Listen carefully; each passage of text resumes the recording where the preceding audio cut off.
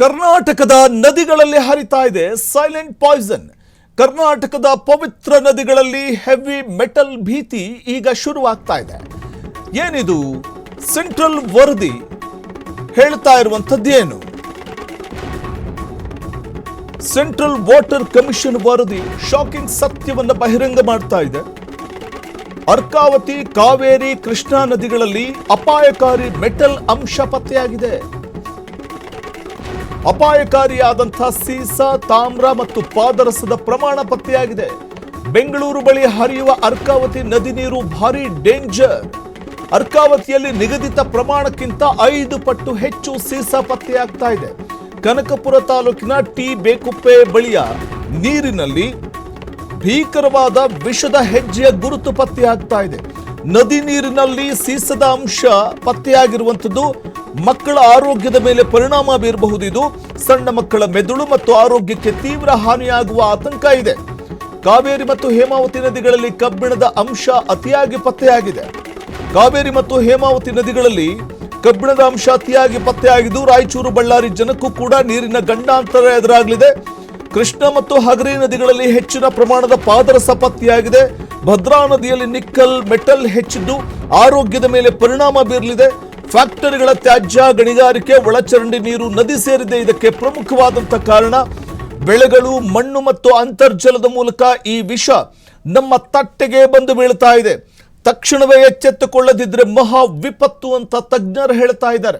ಆರೋಗ್ಯದ ಮೇಲೆ ಎಷ್ಟು ಪ್ರಮಾಣದ ದುಷ್ಪರಿಣಾಮವನ್ನು ಬೀರಬಹುದು ಇದೆಲ್ಲವೂ ಕೂಡ ಅದು ಫ್ಯಾಕ್ಟರಿಗಳ ತ್ಯಾಜ್ಯ, ಗಣಿಗಾರಿಕೆ ವ್ಯಾಪಕವಾಗಿ ನಡೀತಾ ಇದ್ದು ಒಳಚರಂಡಿ ನೀರು ನದಿಯನ್ನು ಸೇರ್ತಾ ಇರೋದೇ ಅಪಾಯಕಾರಿ ಸೀಸ, ತಾಮ್ರ ಮತ್ತು ಪಾದರಸದ ಒಂದಷ್ಟು ಅಂಶಗಳು ಸೇರ್ತಾ ಇದೆ. ಇದಕ್ಕೆಲ್ಲ ಪ್ರಮುಖವಾದಂತಹ ಕಾರಣ ಅಂತಂದ್ರೆ ಫ್ಯಾಕ್ಟರಿಗಳ ತ್ಯಾಜ್ಯ, ನಡೀತಾ ಇರುವಂತಹ ಗಣಿಗಾರಿಕೆಯ ಪ್ರಭಾವ, ಒಳಚರಂಡಿಯ ನದಿ ನೀರು ಅಂದ್ರೆ ಒಳಚರಂಡಿಯ ನೀರು ನದಿಯನ್ನು ಸೇರ್ತಾ ಇರುವಂಥದ್ದು. ಇದೆಲ್ಲವೂ ಕೂಡ ಸಣ್ಣ ಮಕ್ಕಳ ಮೆದುಳು ಮತ್ತು ಆರೋಗ್ಯಕ್ಕೆ ತೀವ್ರ ಅಪಾಯಕಾರಿಯಾಗಿ ಮುಂದಿನ ದಿನಗಳಲ್ಲಿ ಬಹುದೊಡ್ಡ ರೀತಿಯ ಗಂಡಾಂತರವನ್ನು ಸೃಷ್ಟಿ ಮಾಡುತ್ತೆ ಅನ್ನುವಂಥದ್ದು ತಜ್ಞರಿಂದ ಸಿಗ್ತಾ ಇರುವಂತಹ ಅಪಾಯದ ಮುನ್ಸೂಚನೆ ಇದು. ಅದರಲ್ಲೂ ರಾಯಚೂರು, ಬಳ್ಳಾರಿ ಜನಕ್ಕೂ ಕೂಡ ನೀರಿನ ಗಂಡಾಂತರ. ಇನ್ನು ಕೃಷ್ಣ ಮತ್ತು ಹಗರಿ ನದಿಗಳಲ್ಲಿ ಹೆಚ್ಚಿನ ಪ್ರಮಾಣದ ಪಾದರಸ ಪತ್ತೆಯಾಗ್ತಾ ಇದೆ. ಭದ್ರಾ ನದಿಯಲ್ಲಿ ನಿಕ್ಕಲ್, ಮೆಟಲ್ ಹೆಚ್ಚಿದ್ದು ಆರೋಗ್ಯದ ಮೇಲೆ ಪರಿಣಾಮವನ್ನು ಬೀರಲಿದೆ. ಫ್ಯಾಕ್ಟರಿಗಳ ತ್ಯಾಜ್ಯ, ಗಣಿಗಾರಿಕೆ, ಒಳಚರಂಡಿ ನದಿ ನೀರು ಸೇರಿದ್ದೇ ಇದಕ್ಕೆ ಪ್ರಮುಖ ಕಾರಣ. ಬೆಳೆಗಳು, ಮಣ್ಣು ಮತ್ತು ಅಂತರ್ಜಲದ ಮೂಲಕ ಈ ವಿಷ ನೇರವಾಗಿ ನಮ್ಮ ತಟ್ಟೆಗೆ ಬಂದು ಬೀಳ್ತಾ ಇದೆ. ಹಾಗಾಗಿ ಈ ವಿಷವನ್ನು ತಿಂದರೆ ಏನಾಗಬಹುದು? ಮನುಷ್ಯ ಇವತ್ತು ಬರಬಾರದ ಕಾಯಿಲೆಗಳಿಗೆ ತುತ್ತಾಗ್ತಾ ಇದ್ದಾನೆ ಅಂತಂದರೆ ಸುಮಾರು 25-30 ವರ್ಷಗಳ ಹಿಂದೆ ಹೋದರೆ ಶುಗರ್ ಇರುವಂಥವರು ಬಹಳ ಅತ್ಯಪರೂಪ ಅನ್ನುವಂತಾಗಿತ್ತು. ಈಗ ಮನೆಗೊಬ್ಬರಂತೆ ಸಿಗ್ತಾರೆ ಶುಗರ್ ಇರುವಂಥವರು, ಅಥವಾ ಅನಾರೋಗ್ಯಕ್ಕೆ ತುತ್ತಾದಂಥವರು ಮನೆಗೊಬ್ಬರು ಸಿಗ್ತಾರೆ. ಅಂಥ ಒಂದು ದಿನಮಾನಸಗಳನ್ನು ನಾವು ನೋಡ್ತಿದ್ದೀವಿ ಅಂತಂದರೆ ನಾವು ತಿನ್ನುವಂತಹ ಆಹಾರ ಎಷ್ಟು ಆರೋಗ್ಯಪೂರ್ಣವಾಗಿದೆ ಅನ್ನುವಂಥದ್ದು ನಾವು ಒಮ್ಮೆ ಪರೀಕ್ಷೆ ಮಾಡಿಕೊಳ್ಬೇಕಾಗತ್ತೆ. ಎಷ್ಟು ವಿಷಕಾರಿ ಆಹಾರವನ್ನು ನಾವು ತಿಂತಾ ಇದ್ದೀವಿ. ಅದಕ್ಕೆ ಪ್ರಮುಖವಾದಂಥ ಕಾರಣ ಅಂತಂದರೆ ಮಿತಿಮೀರ್ತಾ ಇರುವಂಥ ಆಧುನಿಕತೆಯ ನಾಗಾಲೋಟದಲ್ಲಿ ನಾವು ಗಣಿಗಾರಿಕೆ, ಫ್ಯಾಕ್ಟ್ರಿಗಳಿಂದ ಕಲುಷಿತಗೊಳ್ಳುವಂಥ ನೀರು, ಮತ್ತೊಂದು ಕಡೆ ಚರಂಡಿ ನೀರು ನದಿಗೆ ಮಿಕ್ಸ್ ಆಗೋದು, ಅಕ್ರಮ ಗಣಿಗಾರಿಕೆ ನಡೀತಾ ಇರುವಂಥದ್ದು, ಭೂಮಿಯ ಒಡಲನ್ನು ಅಗಿತಾ ಇರುವಂಥದ್ದು, ಇವೆಲ್ಲವೂ ಕೂಡ ನೇರವಾಗಿ ಫ್ಯಾಕ್ಟ್ರಿಯ ಕೆಮಿಕಲ್ ನದಿಗೆ ಮಿಕ್ಸ್ ಆಗ್ತಿದೆ. ಮತ್ತೊಂದು ಕಡೆ ಚರಂಡಿಯ ನೀರು ಕೂಡ ನದಿ ಮಿಕ್ಸ್ ಆಗ್ತಿದೆ.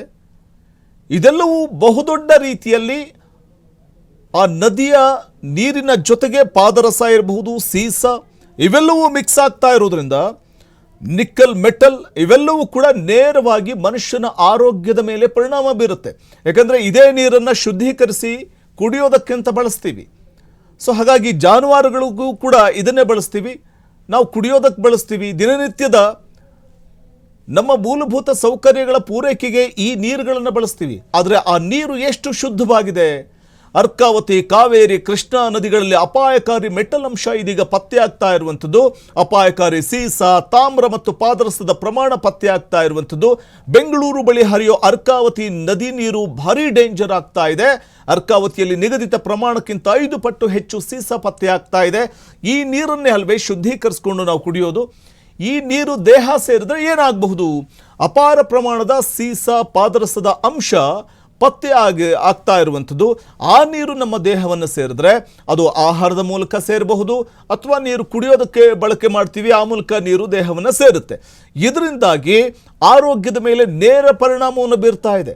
ಸೊ ಹಾಗಾಗಿ ಬಹುಮುಖ್ಯವಾಗಿ ನಾವು ಗಮನಿಸುವಂಥದ್ದು, ತಕ್ಷಣವೇ ಎಚ್ಚೆತ್ತುಕೊಳ್ಳದೇ ಇದ್ರೆ ಮಹಾ ವಿಪತ್ತು ಜನಸಾಮಾನ್ಯರ ಮೇಲೆ ಎರಗುತ್ತೆ ಅಂತ ತಜ್ಞರು ಮುನ್ಸೂಚನೆ ಕೊಡ್ತಾ ಇದ್ದಾರೆ. ಇನ್ನಾದರೂ ಇತ್ತ ಗಮನ ಹರಿಸುತ್ತಾ ಸಂಬಂಧಪಟ್ಟಂಥ ಆಡಳಿತ ವರ್ಗ ಅಥವಾ ಸರ್ಕಾರ ಅನ್ನುವಂಥದ್ದನ್ನ ಕಾದು ನೋಡಬೇಕು.